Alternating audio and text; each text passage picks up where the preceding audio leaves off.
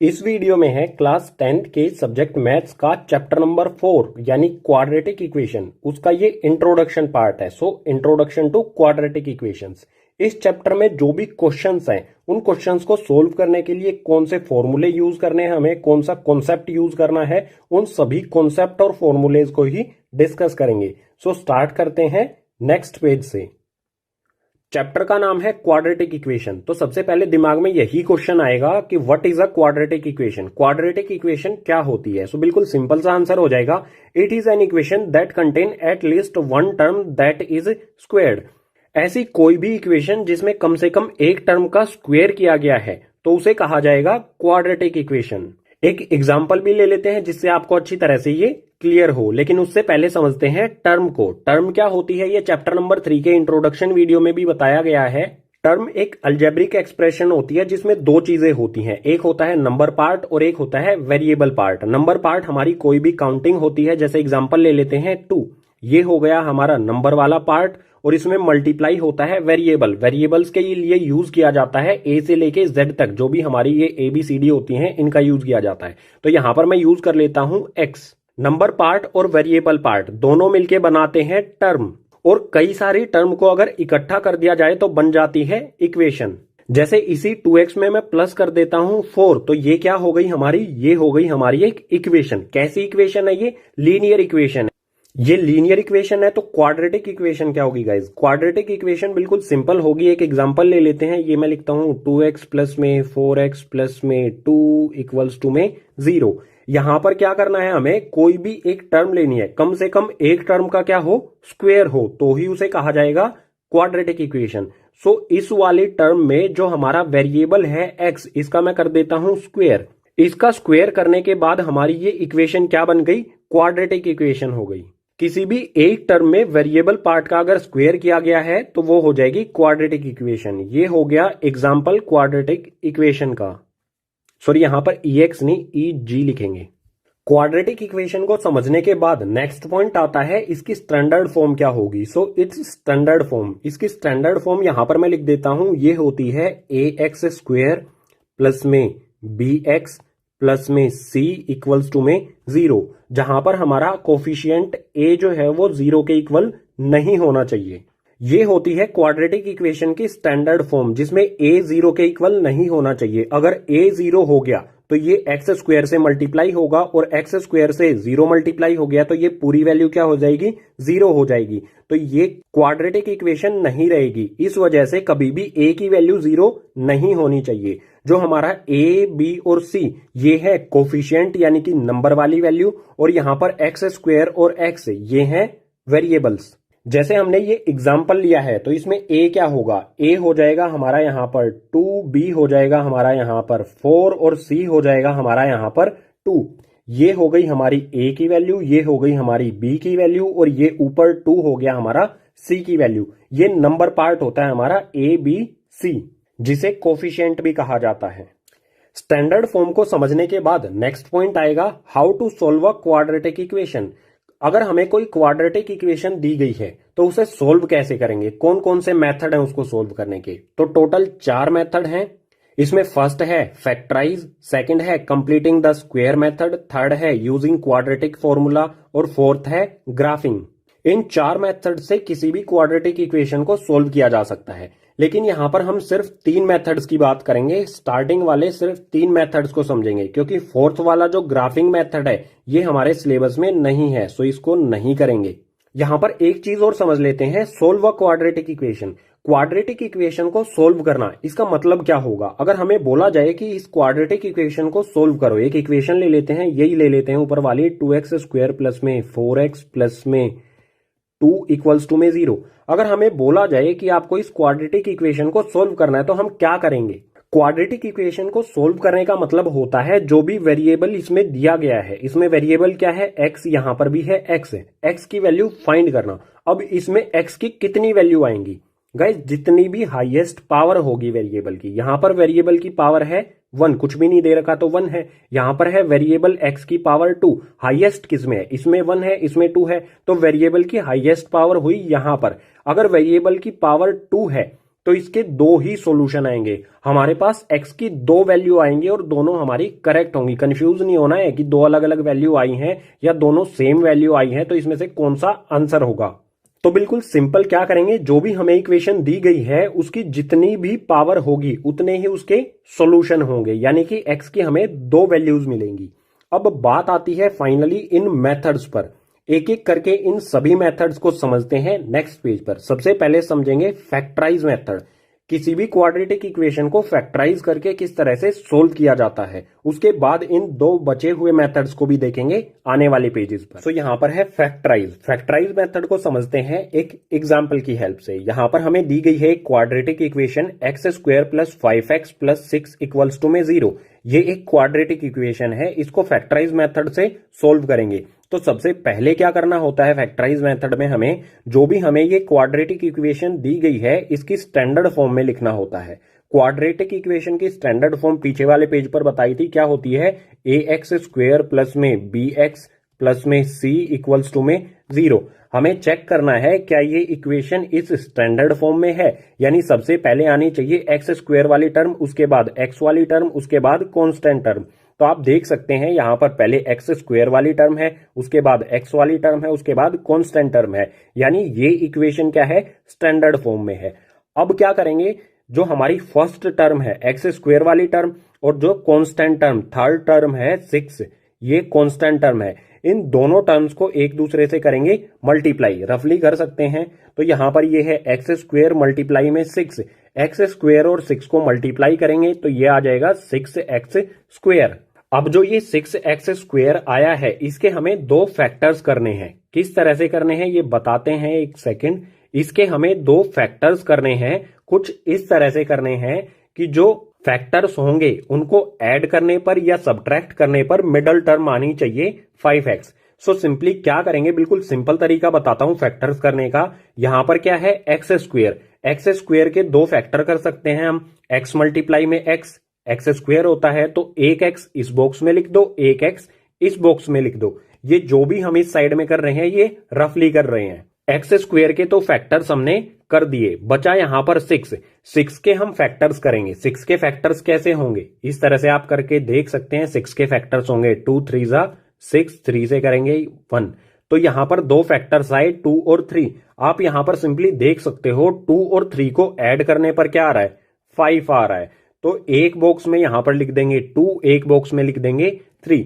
Simply हमने क्या किया है, जो 6x² है उसके दो फैक्टर्स कर लिए हैं 2x मल्टीप्लाई में 3। अगर इन दोनों को मल्टीप्लाई करेंगे तो 6x² आएगा, आप करके चेक कर सकते हैं। और अगर इन दोनों को ऐड करेंगे तो 5x आना चाहिए। इस कंडीशन को हमें फुलफिल करना है। सो इक्वेशन को सोल्व करेंगे यहां पर ये फैक्टर्स करने के बाद।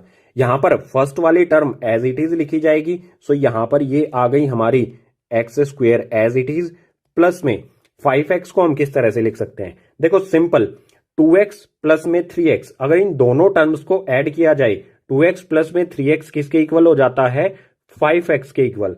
तो हम 5x के इक्वल में क्या, 5x की जगह पर क्या रख सकते हैं, 2x प्लस में 3x। इस वाले 5x की जगह पर हम लिख देंगे 2x प्लस में 3x, या फिर आप इसका उल्टा भी कर सकते हैं, 3x वाली टर्म पहले लिख सकते हैं, 2x वाली टर्म बाद में लिख सकते हैं। मेनली हमें क्या करना है, सिर्फ इन दोनों टर्म्स को 5x की जगह पर रखना है। इसके बाद लास्ट वाली टर्म हमारी 6 एज इट इज यहां पर आ जाएगी। सो ये आ गया प्लस का 6 और इक्वल्स टू में 0 एज इट इज। अब नेक्स्ट स्टेप क्या होगा, जो हमारी यहां पर फर्स्ट 2 टर्म्स है, शुरू वाली 2 जो टर्म्स हैं, इन दोनों टर्म्स में से हमें लेना है जो भी कॉमन है। आप यहां पर देख सकते हैं ये है x², ये है 2x, दोनों टर्म्स में क्या है, x कॉमन है। तो x को हम कॉमन ले लेंगे, ये हमने x कॉमन ले लिया।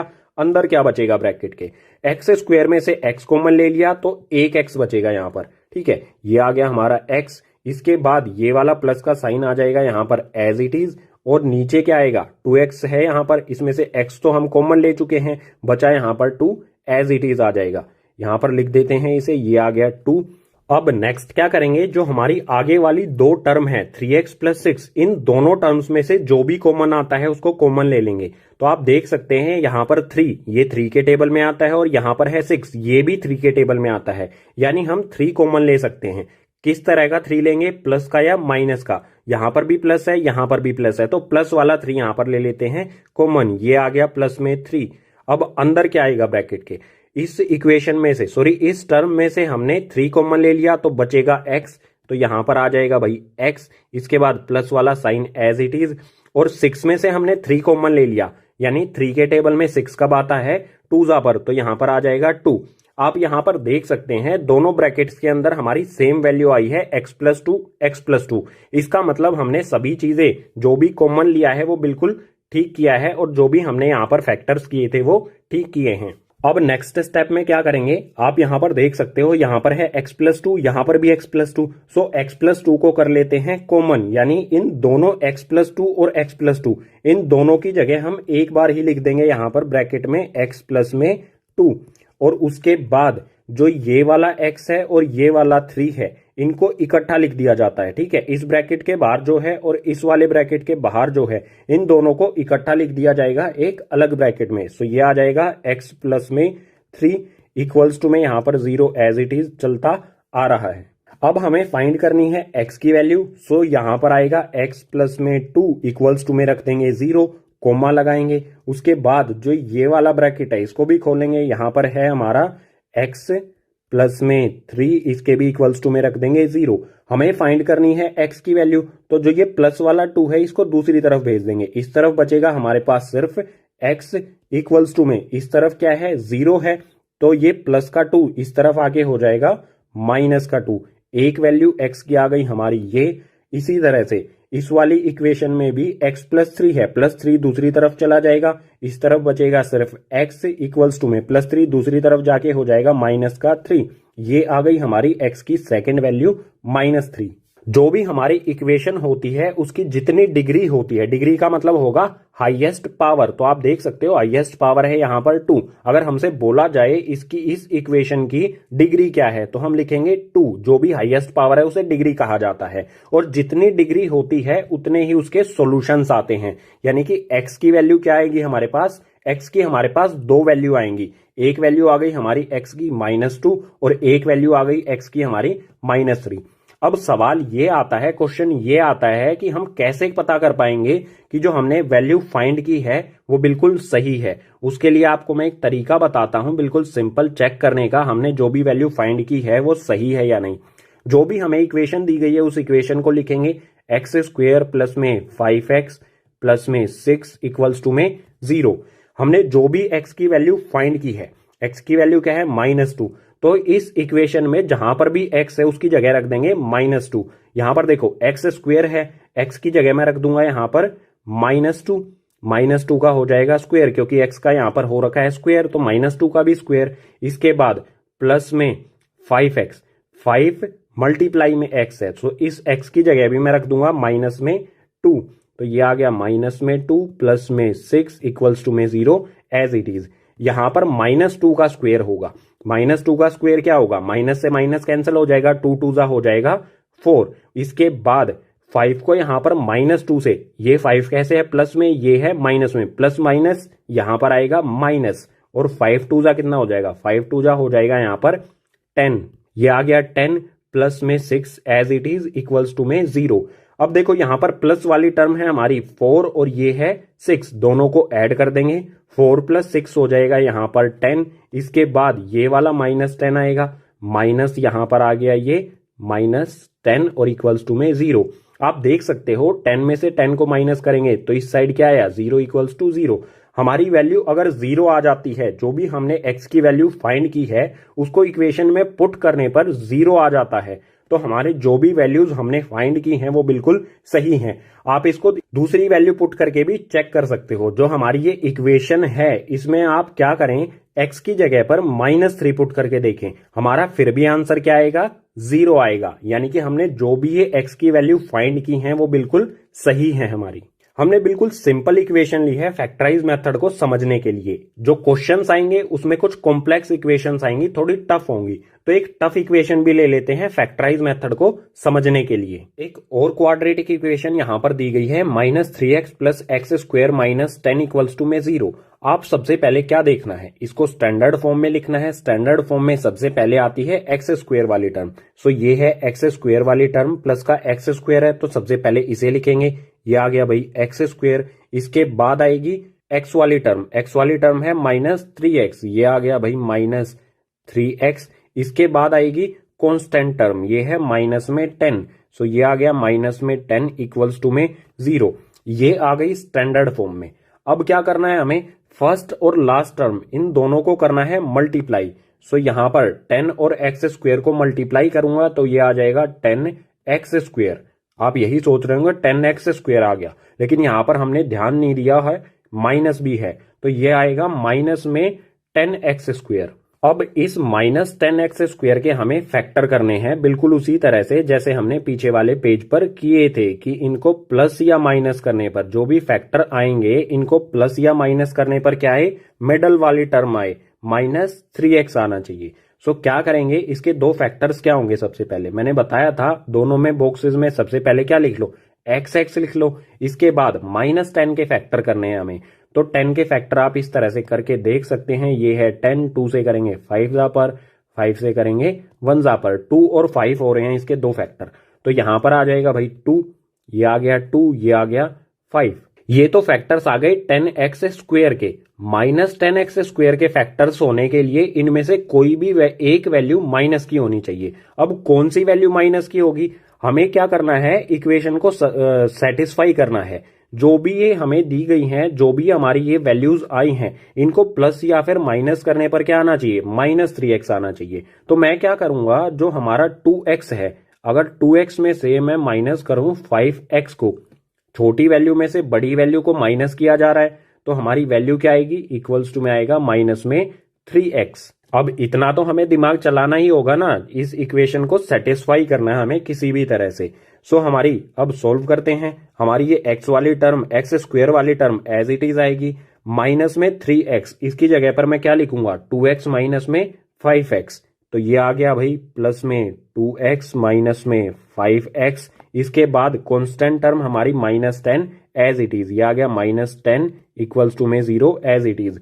फिर से हमारी शुरू वाली दो टर्म लेंगे, इनमें जो भी कॉमन आता है वो कॉमन लेंगे। आप देख सकते हैं यहां पर भी x है, यहां पर भी x है, सो x कॉमन ले लेते हैं। बचेगा क्या, एक्स स्क्वायर में से x कॉमन ले लिया तो एक x बचा, यहां पर आ जाएगा x प्लस का साइन एज इट इज।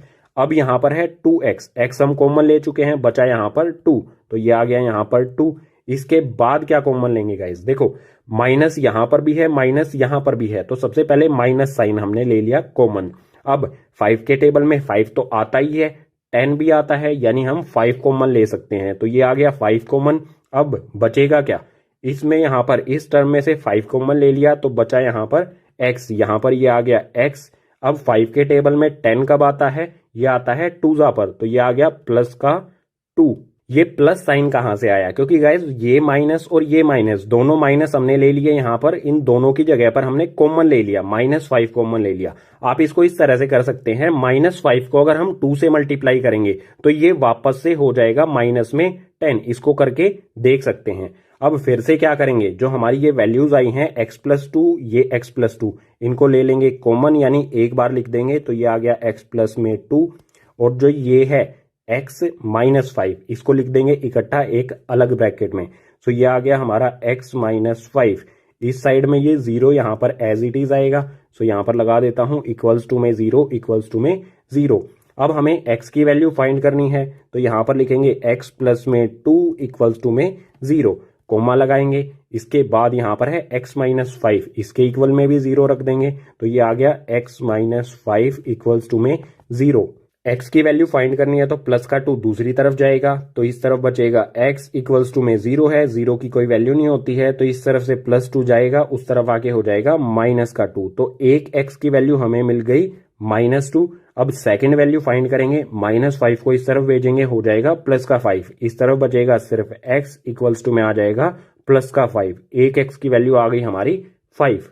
अब आप इसको चेक भी कर सकते हैं इक्वेशन में x की जगह पर पुट करके, अगर हमारा आंसर 0 आ गया, अब की बार x की जगह पर 5 पुट करके देख लेते हैं इस इक्वेशन में। अगर 0 आ गया तो हमारे जो आंसर्स हैं वो बिल्कुल सही हैं। तो यहां पर मैं लिखता हूं माइनस में 3x प्लस में x स्क्वायर माइनस में 10। x की जगह पर मुझे पुट करना है 5, सो ये है -3 एज इट इज आएगा, x की जगह पर आ गया 5 ब्रैकेट क्लोज प्लस में एक्स स्क्वेयर, ये है एक्स स्क्वेयर, एक्स की जगह पर रखूंगा 5, एक्स का अगर स्क्वेयर हो रखा है तो 5 का भी हो जाएगा यहाँ पर स्क्वेयर माइनस में 10 इक्वल्स टू में हमें 0 रखना है, ठीक है, इक्वल्स टू में 0। -3 से 5 को मल्टीप्लाई करेंगे तो ये आ जाएगा माइनस में 15 प्लस में 5 का स्क्वेयर क्या होगा, 5 का स्क्वेयर हो जाएगा 25, इसके बाद -10 आ जाएगा एज इट इज और इक्वल्स टू में 0। आप सिंपली देख सकते हो माइनस वाली टर्म है -15 और -10 दोनों ऐड हो जाएंगी लेकिन साइन रहेगा माइनस का ही।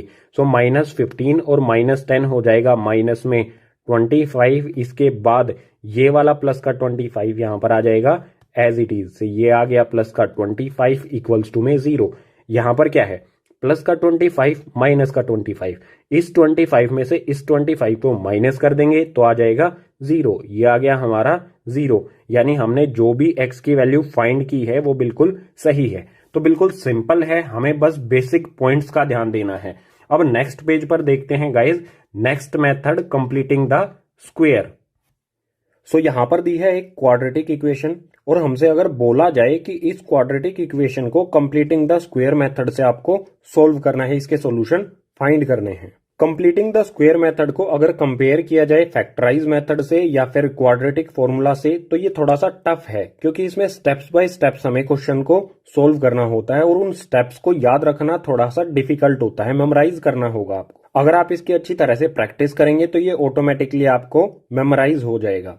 सो equation 2x square minus 5x plus 3 equals to में 0, इस इक्वेशन पर अप्लाई करते हैं कंप्लीटिंग द स्क्वायर मेथड।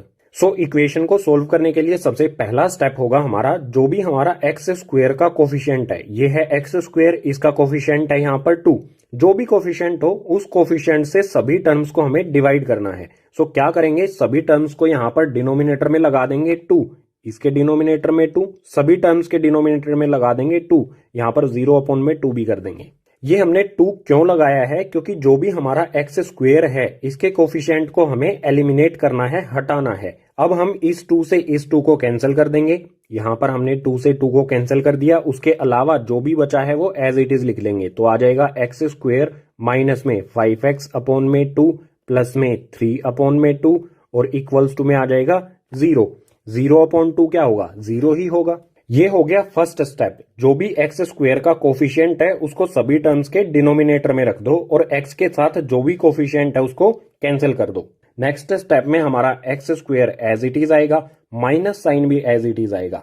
अब क्या करेंगे, जो हमारी एक्स वाली टर्म है, ये है हमारी एक्स वाली टर्म, इसमें हमें ऊपर और नीचे 2 से मल्टीप्लाई भी करना है और 2 से डिवाइड भी करना है। यहां पर मैं कर देता हूं इसे इस तरह से, 2 मल्टीप्लाई में 5x और डिनोमिनेटर में पहले से ही एक तो 2 है और उस 2 को हमें 2 से भी मल्टीप्लाई करना है। हमने सिंपली यहां पर क्या किया, ऊपर है यहां पर 5x, ये 5x, इसमें 2 मल्टीप्लाई कर दिया और डिनोमिनेटर में है यहां पर 2, इसमें भी यहां पर 2 मल्टीप्लाई कर दिया। इसके बाद ये वाली कांस्टेंट टर्म नहीं लिखनी है हमने, हम क्या करेंगे, ये हमारी है x वाली टर्म 5/2, इसे रफली आप एक साइड में लिख लीजिए, ये आ गया 5/2, इसमें हमें मल्टीप्लाई करना है 1/2, हाफ से मल्टीप्लाई करना है। 5/2 को 1/2 से मल्टीप्लाई करेंगे तो 5 1 हो जाएगा 5 और अपॉन में आ जाएगा यहाँ पर 2 को 2 से मल्टीप्लाई करने पर 4। जो ये 5/4 आया है इसका हम करेंगे यहाँ पर स्क्वायर।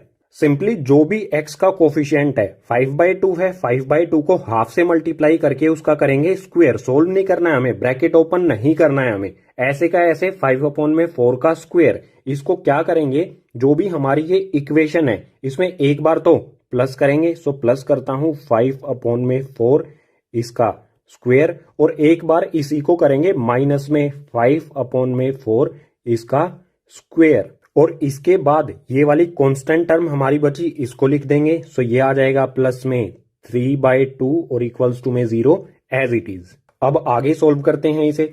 हमारा x square as it is आएगा, ये आ गया एक्स स्क्वेयर माइनस में 2 मल्टीप्लाई में 5x।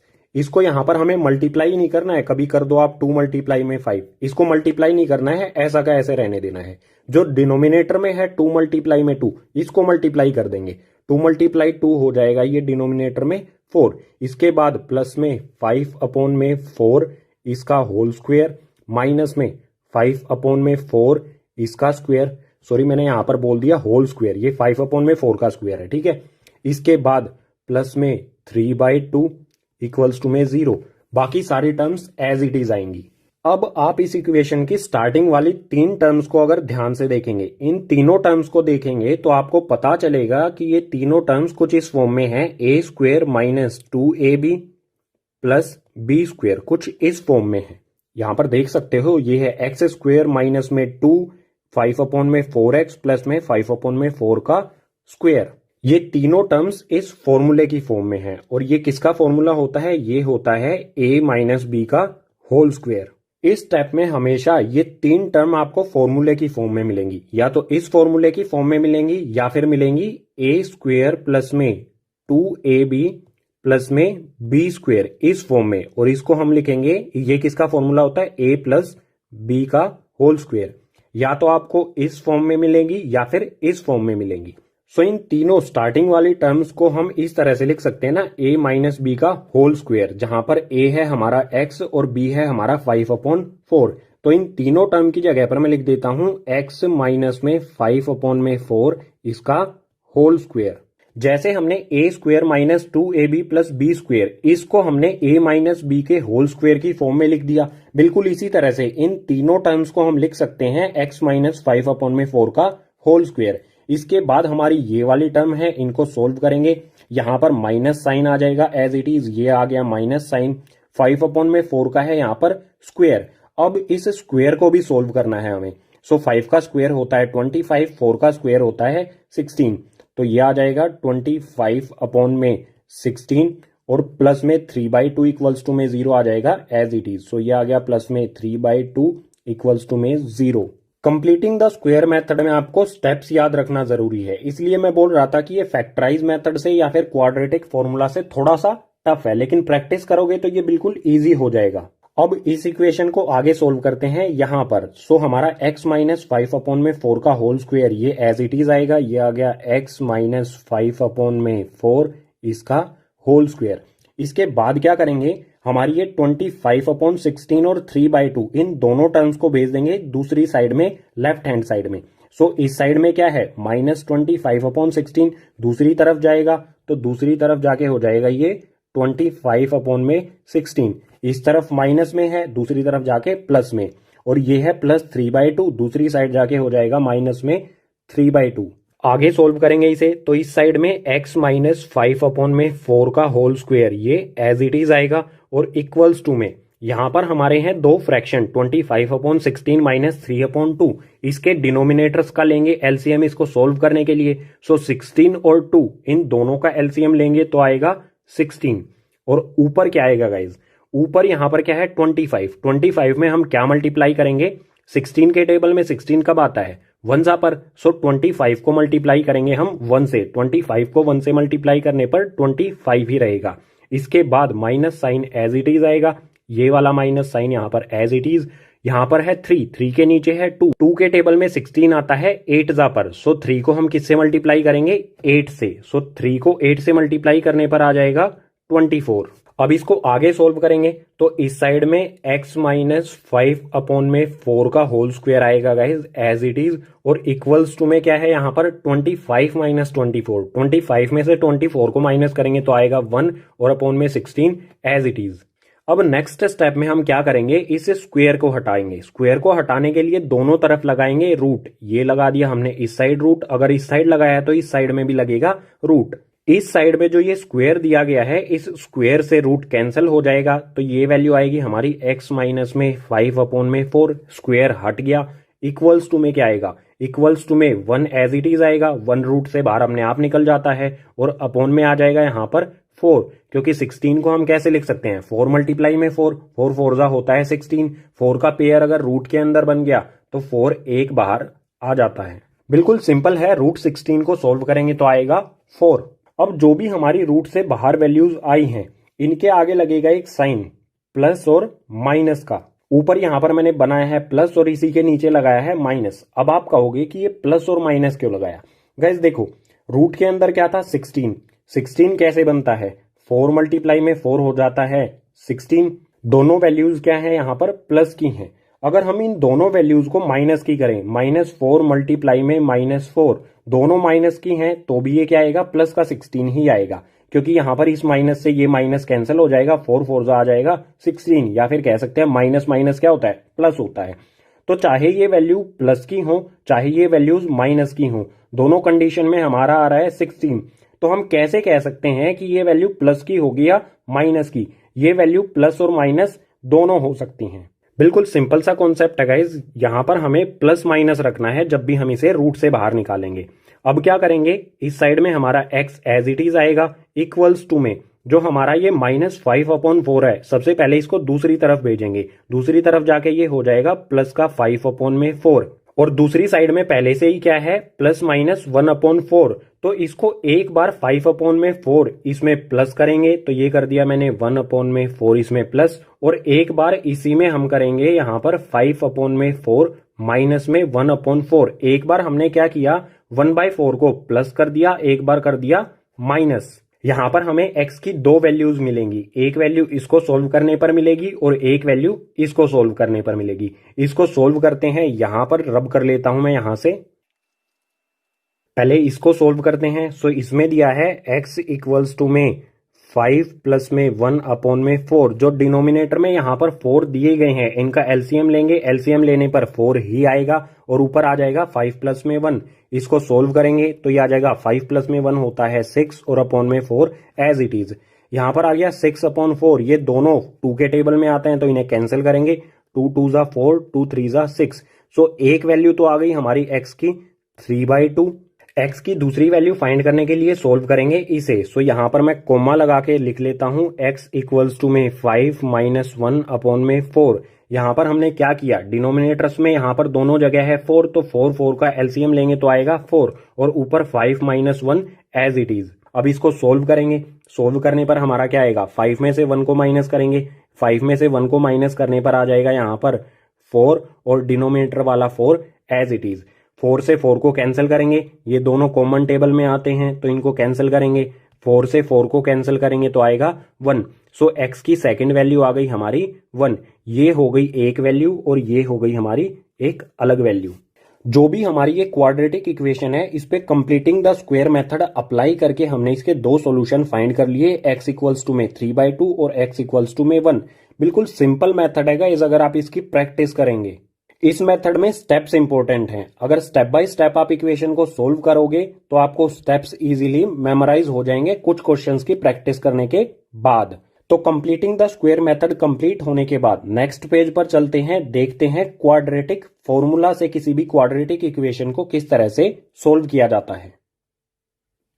क्वाड्रेटिक इक्वेशंस को सोल्व करने का नेक्स्ट मेथड है क्वाड्रेटिक फॉर्मूला। किसी भी क्वाड्रेटिक इक्वेशंस पर हम एक फॉर्मूला अप्लाई करेंगे जिससे x की वैल्यूज आ जाएंगी। सो वो फॉर्मूला क्या है, फॉर्मूला है गाइस यहाँ पर x इक्वल्स टू में -b plus minus √b² - 4ac upon में 2a।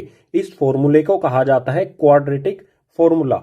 इस फॉर्मूले में हमें क्वाड्रेटिक इक्वेशन के कोफिशिएंट्स को पुट करके सोल्व करना होता है, तो हमारी आ जाती है x की वैल्यू। एक एग्जांपल ले लेते हैं, हमारे पास यहां पर एक क्वाड्रेटिक इक्वेशन है 2x² - 5x + 3 इक्वल्स टू में 0। ये क्वाड्रेटिक इक्वेशन है, इस पर अप्लाई करेंगे ये फॉर्मूला। फॉर्मूला अप्लाई करने से पहले हमें पता होना चाहिए a, b और c की वैल्यू। सो a क्या होता है, a होता है हमारा x² का कोफिशिएंट यानी कि a हो जाएगा 2, b होगा हमारा x का कोफिशिएंट यानी कि -5, और c होता है कांस्टेंट टर्म यानी कि हो जाएगा 3। सो जो भी a, b और c की वैल्यू है उसे यहां पर लिख लेंगे। a हो जाएगा हमारा 2, b हो जाएगा हमारा -5 और c हो जाएगा हमारा 3। इन तीनों वैल्यू को इस फॉर्मूले में पुट करेंगे। इस फॉर्मूले को यहां पर लिख लेते हैं, फॉर्मूला है हमारा x इक्वल्स टू में -b plus minus √b² - 4ac और अपॉन में 2a। सो फॉर्मूले में वैल्यूज पुट करते हैं तो इस साइड में हमारा x एज इट इज आएगा, x इक्वल्स टू में यहाँ पर क्या है माइनस b, तो माइनस साइन सबसे पहले आ जाएगा, ये आ गया माइनस साइन। अब b की वैल्यू रखनी है हमें, b की वैल्यू क्या है -5, सो यहाँ पर रख देंगे हम b की जगह पर माइनस में 5, इसके बाद प्लस माइनस का साइन लगाएंगे और बना देंगे एक रूट इस तरह से। रूट के अंदर क्या है b स्क्वेयर माइनस 4ac, सबसे पहले b का स्क्वेयर करेंगे, b की वैल्यू है -5, तो यहां पर रखेंगे -5, इसका करेंगे स्क्वेयर, इसके बाद माइनस का साइन आ जाएगा ये वाला यहां पर एज इट इज। अब है 4 मल्टीप्लाई में a मल्टीप्लाई में c, so 4 as it is आएगा, a की वैल्यू 2 और c की वैल्यू 3, ये हो जाएंगे यहां पर मल्टीप्लाई, सो ये आ गया 4 मल्टीप्लाई में a की वैल्यू है 2 मल्टीप्लाई में c की वैल्यू है 3, और अपॉन में क्या आएगा, अपॉन में आएगा गाइज यहाँ पर 2a, 2 मल्टीप्लाई में a की वैल्यू है 2। आगे सोल्व करते हैं इसे, इस साइड में x एज इट इज रहेगा इक्वल्स टू में, यहाँ पर देखो यहाँ पर भी माइनस है, यहाँ पर भी माइनस, माइनस माइनस हो जाएगा प्लस, यानी कि आ जाएगा प्लस का 5, सिंपली प्लस के 5 को हम इस तरह से लिख सकते हैं। 5 के बाद आ जाएगा प्लस माइनस का साइन एज इट इज, उसके बाद लगाएंगे रूट, रूट के अंदर यहाँ पर क्या है -5 का स्क्वेयर, 5 का स्क्वेयर क्या होता है 25, -5 को -5 से मल्टीप्लाई करेंगे तो भी 25 ही आएगा प्लस का, क्योंकि माइनस से माइनस हो जाता है कैंसल, आप इस तरह से करके देख सकते हैं। -5 मल्टीप्लाई में -5, माइनस से माइनस कैंसिल हो जाएगा, 5 5 जा हो जाएगा 25, सो -5 का स्क्वेयर हो गया यहाँ पर 25, उसके बाद माइनस साइन ये वाला एज इट इज आ गया, 4 2 जा 8 और 4 2 जा 8 और 8 3 जा हो जाएगा यहाँ पर 24, तो ये आ गया यहाँ पर 24, और अपॉन में क्या आएगा, अपॉन में यहाँ पर है 2 मल्टीप्लाई में 2, 2 2 जा हो जाएगा यहाँ पर 4। इक्वेशन को आगे सोल्व करते हैं, यहाँ पर इस साइड में x एज इट इज आएगा, ये आ गया हमारा x as it is equals to में 5 भी आ जाएगा एज इट इज, इसके बाद प्लस माइनस का साइन आ जाएगा। अब रूट के अंदर क्या बचेगा 25 माइनस 24, 25 में से 24 को माइनस करेंगे तो आएगा 1, और 1 अपने आप ही रूट से बाहर निकल जाता है, 1 को रूट के अंदर नहीं रखा जाता है, सो यहाँ पर आ जाएगा 1 और अपॉन में आएगा यहाँ पर 4 एज इट इज। अब सिंपली यहाँ पर देखो 5 प्लस माइनस 1, तो 1 को एक बार प्लस करेंगे एक बार माइनस करेंगे 5 में, तो हमारी x की वैल्यू क्या आएगी गाइज, इस साइड में x एज इट इज आएगा इक्वल्स टू में 5 प्लस में 1 अपॉन में 4 आएगा, और एक x की वैल्यू आएगी हमारी 5 माइनस 1 अपॉन में 4। यहां पर 1 कैसे है, प्लस में या फिर माइनस में है, ठीक है, तो एक बार इसे प्लस करेंगे एक बार माइनस करेंगे, एक x की वैल्यू हमें यहां से मिलेगी और एक वैल्यू मिलेगी यहां से। सो इसको पहले सोल्व करते हैं, ये आएगा हमारा x इक्वल्स टू में 5 प्लस 1 कितना हो जाएगा, 5 प्लस 1 हो जाएगा 6, तो ये आ जाएगा 6 अपॉन में 4। अब 6 अपॉन में 4 ये दोनों एक 2 के टेबल में आते हैं, कॉमन टेबल में आते हैं, तो इन्हें कैंसिल करेंगे, 2 से 4 को कैंसिल करेंगे 2 जा पर, 2 से 6 को कैंसिल करेंगे 3 जा पर। x की वैल्यू इस साइड में आई हमारी 3 अपॉन में 2, एक वैल्यू तो ये आ गई हमारी x की सेकेंड वैल्यू फाइंड करेंगे हम इससे, 5 में से 1 को माइनस करेंगे तो आ जाएगा यहाँ पर 4, सो ये आ जाएगा 4, और अपॉन में डिनोमिनेटर वाला 4 यहाँ पर आएगा एज इट इज, ये आ गया डिनोमिनेटर वाला 4, 4 से 4 को कैंसिल करेंगे 1 जा पर, सो इस साइड में हमारी x की वैल्यू आ गई 1। x की हमें दो अलग अलग वैल्यू मिल गई हैं, x की वैल्यू हमें मिली 3/2 और 1, इसकी डिग्री जितनी होगी उतनी ही आएगी x की वैल्यूज, डिग्री यहाँ पर है 2, तो x की दो अलग अलग वैल्यूज हमें मिल गई यहाँ पर। हमें सिर्फ इक्वेशन के कोफिशिएंट्स को इस फॉर्मूले में पुट करना है और सोल्व कर लेना है, तो हमारे आ जाएंगे आंसर्स। अब गाइज नेक्स्ट पेज पर कुछ और इंपॉर्टेंट पॉइंट देखते हैं इसी चैप्टर से रिलेटेड। चैप्टर में नेक्स्ट कॉन्सेप्ट आता है नेचर ऑफ रूट्स, यहां पर बात करते हैं रूट्स क्या होते हैं। पीछे वाले पेज पर हमने एक इक्वेशन को सोल्व किया था और x की वैल्यू हमने फाइंड की थी, x की दो अलग अलग वैल्यू फाइंड की थी, x इक्वल्स टू में 1 और x इक्वल्स टू में 3/2। जो भी हमने ये x की वैल्यू फाइंड की हैं इन्हीं को कहा जाता है रूट्स। तो कभी भी हमें बोला जाए कि किसी भी क्वाड्रेटिक इक्वेशन के रूट्स फाइंड करने हैं तो हमें इसका मतलब क्या करना है, x की वैल्यूज ही फाइंड करनी है, इन्हीं को रूट्स कहा जाता है। या फिर हमें ये बोला जाए कि find the zeros of quadratic equation, जो भी क्वाड्रेटिक इक्वेशन है उसके जीरोज फाइंड करने के लिए बोला जाए, उस कंडीशन में भी हमें जो वेरिएबल है उसकी वैल्यू फाइंड करनी है, इन्हीं को कहा जाता है जीरोज। या फिर हमें बोला जाए solve the quadratic equation, quadratic equation को सोल्व करो, उस कंडीशन में भी हमें वेरिएबल की वैल्यू फाइंड करनी होती है। पीछे वाली इक्वेशन, जो पीछे वाले पेज पर हमने इक्वेशन सोल्व की थी, उसमें वेरिएबल था एक्स। सो एक्स की वैल्यू जो हमने फाइंड की है, इन्हीं को कहा जाता है रूट्स, इन्हीं को कहा जाता है जीरोस, और इन्हीं को कहा जाता है क्वाड्रेटिक इक्वेशन का सॉल्यूशन। तो तीनों कंडीशन में हमें एक्स की वैल्यू ही फाइंड करनी है। तो रूट्स का मतलब यहां पर क्या होगा, जो भी हमने एक्स की वैल्यू फाइंड की है। तो बात आती है नेचर ऑफ रूट्स। जो भी ये रूट्स हैं, इनका नेचर कैसा होगा, इसको समझने के लिए यहां पर मैं एक इक्वेशन लिखता हूं। आपको ट्राई करना है इस इक्वेशन को सोल्व करना। तो ये इक्वेशन है एक्स स्क्वेयर प्लस में 4x प्लस में 5 इक्वल्स टू में 0। वीडियो को पॉज करो और इक्वेशन को सोल्व करने का ट्राई करो। जब आप इस इक्वेशन को सोल्व करने का ट्राई करोगे, इसके रूट्स फाइंड करने का ट्राई करोगे, तो आप देखेंगे कि इक्वेशन तो सोल्व हो ही नहीं रही है। क्यों नहीं हो रही है इक्वेशन सोल्व? क्योंकि इसका कोई भी रियल रूट नहीं है, इसका कोई भी रियल सॉल्यूशन नहीं है। जो हम एक्स की वैल्यू फाइंड करते हैं वो इसकी आएगी ही नहीं। इसी तरह से सेकंड कंडीशन आती है, जब हम किसी इक्वेशन के रूट्स फाइंड करते हैं तो उसमें एक्स की दो वैल्यूज आती हैं और वो दोनों वैल्यूज बिल्कुल सेम होती हैं। एग्जाम्पल ले लेते हैं, जैसे हमने किसी इक्वेशन को सोल्व किया तो एक्स की वैल्यू आ गई 2, दूसरी एक्स की वैल्यू भी आ गई हमारी 2। एक ही क्वाड्रेटिक इक्वेशन को सोल्व करने पर हमारी एक्स की वैल्यू बिल्कुल सेम आई है। और थर्ड कंडीशन क्या होगी, जब एक्स की वैल्यूज बिल्कुल डिफरेंट हो। यहां पर आप देख सकते हो एक्स की वैल्यू है 1 और यहां पर है 3/2। तो हमारे पास तीन कंडीशन है, जब कोई भी सॉल्यूशन ना हो, जब सॉल्यूशन एक दूसरे के इक्वल हो, और जब सॉल्यूशन एक दूसरे से डिफरेंट हो। अब हमें कैसे पता चलेगा कि किसी भी इक्वेशन के सॉल्यूशन यानी कि रूट्स एक दूसरे के इक्वल हैं, या फिर एक दूसरे से डिफरेंट हैं, या फिर उसके सॉल्यूशन है ही नहीं? जो भी इक्वेशन के रूट्स होते हैं उनका नेचर कैसा होगा, ये डिसाइड करते हैं इक्वेशन के कोफिशिएंट्स। उसका एक फॉर्मूला बता देता हूं यहां पर मैं, d इक्वल्स टू में b² माइनस 4ac। यहां पर d होता है डिस्क्रिमिनेंट, जिसे d से शो किया जाता है। इसका फॉर्मूला होता है b² माइनस 4ac।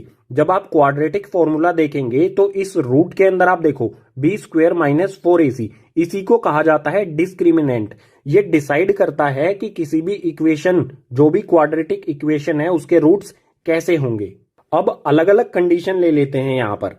अगर d की वैल्यू 0 से बड़ी है, d क्या है यहां पर, 0 से ज्यादा है। अगर d 0 से ज्यादा है तो उसके 2 डिस्टिंक्ट रियल रूट्स होंगे, दो अलग अलग रियल रूट्स मिलेंगे। जिसका एग्जांपल पीछे वाले पेज पर की गई इक्वेशन का सॉल्यूशन था, वहां पर दो अलग अलग सॉल्यूशन हमें मिल रहे थे। तो अगर d की वैल्यू 0 से ज्यादा है तो उसके दो अलग अलग रियल रूट्स होंगे। ये हो गई हमारी फर्स्ट कंडीशन। इसके बाद नेक्स्ट कंडीशन आती है, जो हमारी d की वैल्यू है वो अगर 0 के इक्वल है। d अगर 0 के इक्वल है तो उसके जो भी रूट्स होंगे वो एक दूसरे के इक्वल होंगे। d की वैल्यू 0 के इक्वल होगी तो 2 इक्वल रूट्स आएंगे। रूट्स जो होंगे, सॉल्यूशन जो होंगे, जो x की वैल्यू आएंगी वो एक दूसरे के इक्वल होंगी। इसका एग्जांपल आप यहां पर देख सकते हो, x की वैल्यू दोनों जगह पर क्या आ रही है, बिल्कुल सेम आ रही है। इसके बाद थर्ड कंडीशन समझ लेते हैं। अगर d की वैल्यू 0 से छोटी हो यानी कि माइनस में हो तो उस इक्वेशन का कोई भी रियल रूट नहीं होगा। अगर d की वैल्यू 0 से छोटी है यानी कि माइनस में है तो नो रियल रूट्स, किसी भी इक्वेशन के रियल रूट्स नहीं होंगे अगर d की वैल्यू 0 से छोटी है यानी माइनस में है। तो बिल्कुल सिंपल है, अगर d की वैल्यू 0 से बड़ी है, प्लस में है, तो उसके दो अलग अलग रूट्स होंगे। अगर d की वैल्यू 0 है तो उसके दो इक्वल रूट्स होंगे। अगर d की वैल्यू 0 से छोटी है यानी माइनस में है तो उस इक्वेशन के कोई भी रूट्स नहीं होंगे। अब आपने इस इक्वेशन को सोल्व करने का ट्राई किया, नहीं कर पाए क्योंकि इसके रियल रूट्स नहीं है। कैसे पता चलेगा? इसको इस फॉर्मूले में पुट करेंगे और अगर आंसर हमारा 0 से कम आता है या फिर माइनस में आता है, 0 से कम यानी माइनस ही होता है, माइनस में आएगा तो इसका कोई भी रियल रूट नहीं होगा। इसको सोल्व करके देख लेते हैं। यहां से मैं रब करता हूं। इक्वेशन को सोल्व करने के लिए हमें पता होना चाहिए a, b और c की वैल्यू यानी कि कोफिशिएंट्स की वैल्यू। सो यहां पर है x स्क्वायर का कोफिशिएंट हमें कुछ भी नहीं दे रखा। अगर कुछ भी नहीं दे रखा तो होता है 1। सो यहां पर ये हो गया, a हो गया 1, b हो गया हमारा 4, c हो गया हमारा 5। सो जो भी वैल्यूज है a, b और c की उसको यहां पर लिख लेता हूं। a इक्वल्स टू में 1, b इक्वल्स टू में 4 और c इक्वल्स टू में 5। अब जो भी हमारी a, b और c की वैल्यू है उसको इस फॉर्मूले में पुट करेंगे। सो यहां पर मैं फॉर्मूला भी लिख लेता हूं, d इक्वल्स टू में बी स्क्वेयर माइनस में 4ac। सो इसको सोल्व करते हैं, जो भी ए बी और सी की वैल्यू है इसमें पुट करते हैं, तो इस साइड में डी एज इट इज आएगा, इक्वल्स टू में क्या है बी स्क्वेयर, यहां पर बी की वैल्यू है 4, तो बी की वैल्यू 4 है, 4 को लिखेंगे, यहां पर है बी का स्क्वेयर तो इस 4 का भी हो जाएगा स्क्वेयर। इसके बाद माइनस आएगा, आगे है 4 मल्टीप्लाई में ए मल्टीप्लाई में सी, तो ये आ गया 4 मल्टीप्लाई में ए की वैल्यू 1 मल्टीप्लाई में सी की वैल्यू 5। सोल्व करते हैं आगे इसे, इस साइड में D as it is equals to में 4 का स्क्वेयर क्या होगा 4 4 जा होता है 16, माइनस का साइन एज इट इज आएगा, यहां पर इन तीनों को मल्टीप्लाई करेंगे, 4 को 1 से मल्टीप्लाई करेंगे 4 ही रहेगा, 4 को 5 से मल्टीप्लाई करेंगे तो ये हो जाएगा 20। सो इन तीनों को मल्टीप्लाई करने पर आ गया 20, यहां पर लिख देंगे ये आ गया 20। अब सिंपली आप देख सकते हो डी की वैल्यू क्या आई हमारी, डी की वैल्यू क्या आएगी, 16 में से 20 को माइनस करेंगे तो ये आएगी माइनस में 4। ये किस में आई, माइनस में आई, यानी डी यहां पर क्या है लेस देन 0 है, 0 से छोटा है, माइनस में है तो, और अगर माइनस में है तो इसका कोई भी रियल रूट नहीं होगा, इसलिए ये इक्वेशन आपसे सोल्व नहीं हो रही थी। सो बिल्कुल सिंपल कॉन्सेप्ट्स हैं, इसी कॉन्सेप्ट नेचर ऑफ रूट्स के साथ चैप्टर के सभी कॉन्सेप्ट हो जाते हैं कंप्लीट। उम्मीद करूंगा चैप्टर के सभी कॉन्सेप्ट आपको समझ में आए होंगे। अगर समझ में नहीं आए हैं तो वीडियो को दोबारा से देखें, अच्छी तरह से समझें, खुद से प्रैक्टिस करें। एक्सरसाइज के क्वेश्चंस करने के लिए कॉन्सेप्ट्स को समझना जरूरी है। और अगर सभी कॉन्सेप्ट आपको बिल्कुल क्लियर हो गए हैं, अच्छी तरह से समझ में आ गए हैं, तो इस वीडियो को अपने क्लासमेट्स के साथ ज्यादा से ज्यादा शेयर कीजिए।